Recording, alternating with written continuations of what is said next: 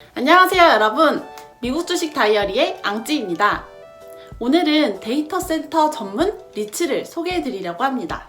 우선 데이터 센터라는 개념이 익숙하지 않은 분들을 위해서 데이터 센터는 말 그대로 데이터를 보관하는 창고입니다. 다들 네이버, 구글, 클라우드 서비스 많이 이용하고 계실 거예요. 그런데 이 클라우드에 저장된 파일들이 다 어디로 갈까요? 바로 데이터 센터로 가는 겁니다. 사용자가 데이터를 보관해줘 하고 네이버와 구글에 맡기면 본인들 산하의 데이터 창고에 보관을 해두다가 사용자가 원할 때 꺼내서 쓸 수 있게끔 서비스를 제공하는 겁니다. 이 데이터 센터가 성장성이 있는 게 단순히 클라우드 서비스 때문만은 아닌데요. 바로 4차 산업혁명, 자율주행, 사물인터넷 시대가 온다는 겁니다. 자율주행은 사람이 더 이상 운전을 하지 않아도 되는 것을 의미하는데요. 즉, 무인이기 때문에 자동차가 알아서 다른 외부 환경들과 커뮤니케이션을 해야 되는 겁니다. 전방에 사람이나 물체가 있으면 알아서 속도를 줄여주고, 신호등 파란색이 감지되면 가고 빨간색이 감지되면 멈추고, 그 과정에서 끊임없이 정보 데이터들이 오고 가게 됩니다. 결과적으로 지금의 수백 배, 수천 배에 가까운 데이터들이 사용이 되는 거죠. 결국 이런 기술들이 일반화되면 수많은 데이터들을 처리하고 보관해 줄 수 있는 창고가 필요한데요. 그게 바로 데이터 센터인 겁니다. 4차 산업혁명에 빠질 수 없는 인프라인 것이죠. 자, 그래서 이 데이터 센터를 전문으로 임대해주는 리츠 기업들이 있습니다. 그 중에 탑2 종목을 소개하고 마지막 대표 ETF 종목까지 소개해보도록 하겠습니다. 첫 번째 기업은 에퀴닉스입니다. 데이터 센터 리츠 업계 1위고요. 배당률은 1.74%, 배당 성장은 3년 동안 지속해왔습니다. 이 회사의 장점은 망중립형 데이터 센터라는 겁니다. 이게 무슨 말이냐면 보통 데이터 센터를 많이 필요로 하는 게 클라우드 사업자 그리고 통신사들이거든요. 이들은 다른 회사의 데이터 센터를 빌려 쓰기도 하지만 직접 데이터 센터를 짓고 운영을 하기도 합니다. 그런데 만약에 통신사 A에서 운영하는 데이터 센터라면 다른 경쟁사인 BCD 통신사는 입주하지 않을 거고, 마찬가지로 클라우드 사업자 A의 데이터 센터를 다른 클라우드 사업자 BCD가 입주를 하기가 조금 그렇겠죠.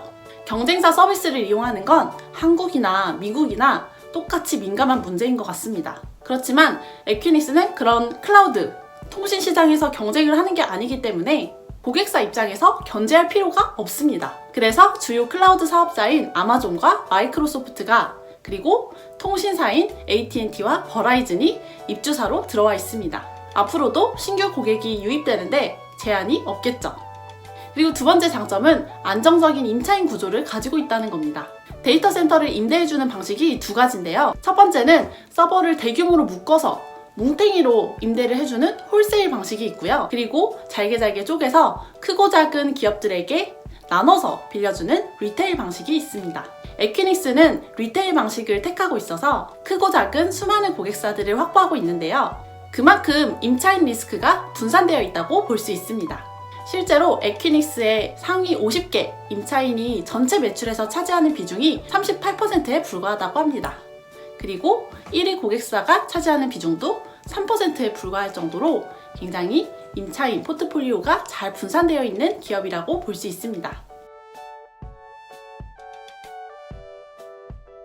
네, 그리고 다음에 소개해드릴 기업은 업계 2위인 디지털 리얼티입니다. 배당 수익률은 3.64%고요. 지난 14년 동안 배당 성장을 해왔습니다.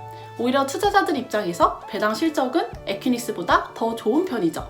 DLR이 에퀴닉스와 비교되는 두 가지 장점이 있습니다. 첫 번째 장점은 빠른 성장 속도입니다. DLR은 몇 년째 적극적인 M&A로 사업을 빠르게 확장하고 있는데요. 최근에는 네덜란드의 데이터 센터 회사 인터시온을 인수를 하면서 데이터 센터 개수 기준으로 에퀴닉스를 제치고 1등 자리를 차지했습니다. 이 성장 속도라면 빠르게 1등과의 격차를 좁혀나갈 수 있을 거라고 판단이 됩니다. 그리고 두 번째 장점은 높은 성장 가능성입니다. DLR의 임대 방식은 원래 홀세일 중심이었어요. 에퀴닉스랑은 반대인 거죠. 소수의 우량 기업들에게 데이터 공간을 통째로 임대를 해주는 홀세일 방식을 고수해왔습니다.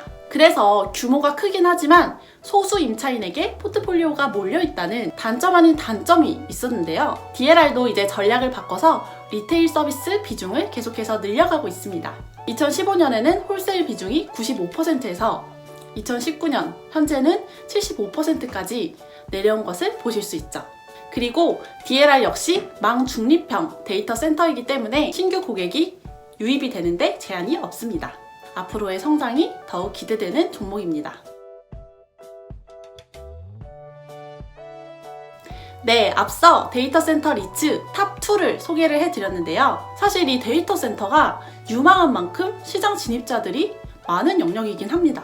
그래서 이렇게 생각하시는 분들도 계실 것 같아요. 그래, 데이터 센터 좋아, 뜰 것 같아. 그런데 저 탑2가 저 자리를 계속 유지하고 있으리란 법은 없잖아. 이렇게 클라우드 사업자고 통신 사업자고 치고 올라오는데 난 그런 개별 기업 리스크는 지고 싶지 않아 라고 생각하시는 분들이 분명히 계실 겁니다. 그래서 데이터 센터 관련 ETF를 마지막으로 소개해 드리겠습니다. 바로 SRVR인데요. SRVR은 데이터 통신 관련 인프라에 투자를 하는 ETF입니다. 데이터 센터 리츠는 물론이고 통신 기지국 리츠도 포함을 하고 있는데요.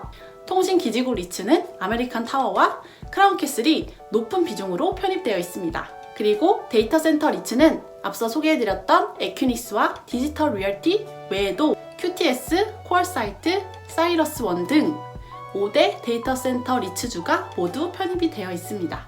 이 ETF는 2018년 5월에 출시됐고요. 역사가 길지는 않지만 그래도 하루 평균 1만 주 이상 거래되는 핫한 ETF 중에 하나입니다. 배당률은 1.47% 분기 배당이고요. 배당 성장은 아직 없습니다. 네, 여기까지 저도 공부를 하면서 느낀 건데 이 5G 시대가 멀지 않은 것 같습니다. 이미 5G 폰이 출시되고 있기도 하고 이제 내년부터는 본격적으로 5G 기술 상용화를 위해서 여러 인프라 장비 기업들이 투자를 하지 않을까 생각이 드는데요. 그런 의미에서 인프라 투자의 첫 단계인 데이터 센터에 투자하는 방법을 몇 개 소개를 해드렸습니다. 첫 번째로 데이터 센터 리츠주인 에퀴닉스와 디지털 리얼티, 그리고 두 번째로 데이터 통신 관련 인프라에 투자하는 ETF SRVR. 이 중에 여러분께 어떤 종목이 더 맞을지는 한번 스스로 판단을 해보셨으면 좋겠습니다. 그럼 다음번에 더 좋은 정보로 돌아오겠습니다. 안녕!